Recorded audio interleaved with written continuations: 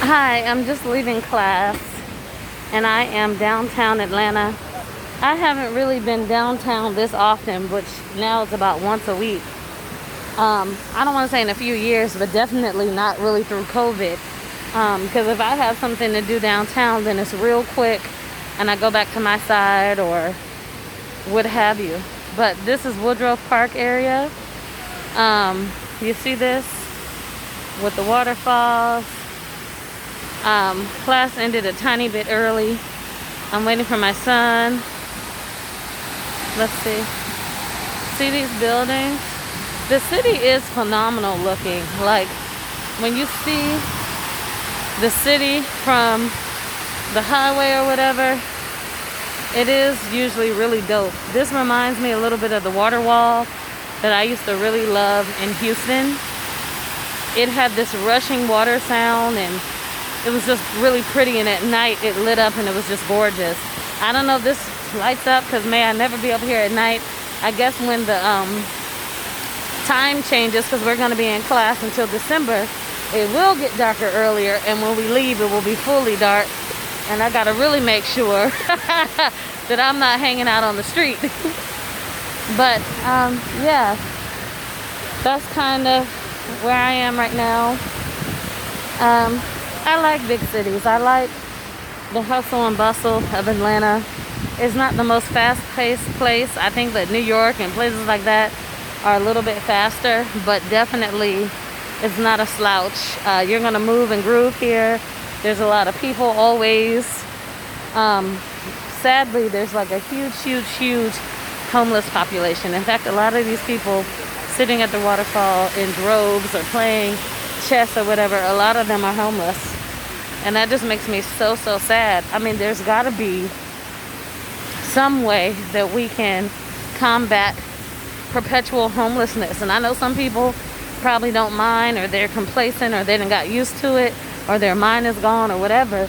But there's some other people fighting for their lives and fighting to get off the streets. And it's just really unfortunate that there's so many people, and it doesn't just seem to be a lot to be done. I'm not going to show you these people for respect of them and their privacy, but if you could see how many people were just grouped up on the block with bags and bags or shopping carts, it's heartbreaking.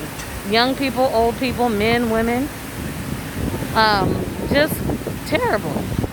I hate that, and I think that God has given me a burden for the crisis of homelessness.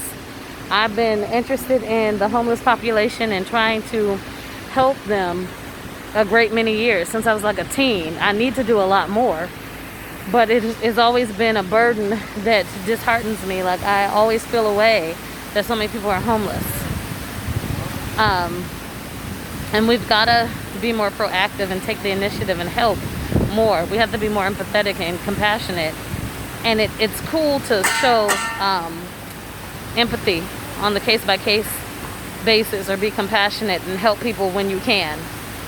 But, you know, yes, it takes one, and you be the change you want to see, and one person at a time.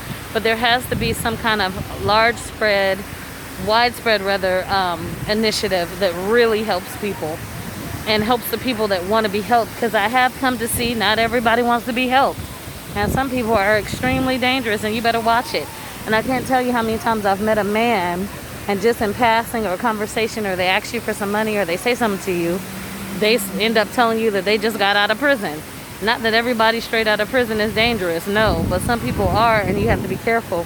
Because I learned many years ago, even when you're trying to extend a helping hand, there's some people that don't want it. They want much more, or they want to do some things that aren't right.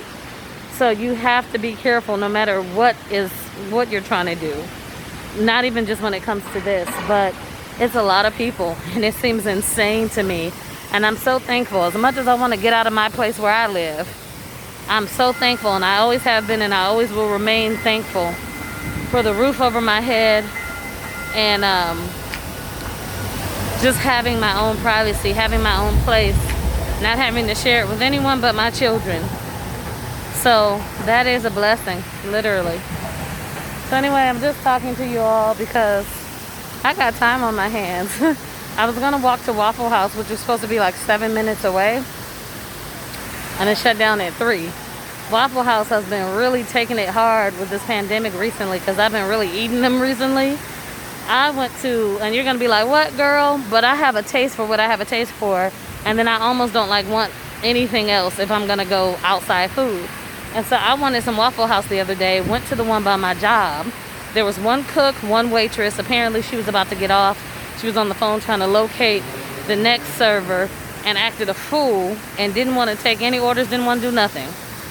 Left there before there was a problem and went to another Waffle House. There's one guy who I'm assuming is maybe a cook, because a lot of men are not the servers, and then he wasn't really dressed like that.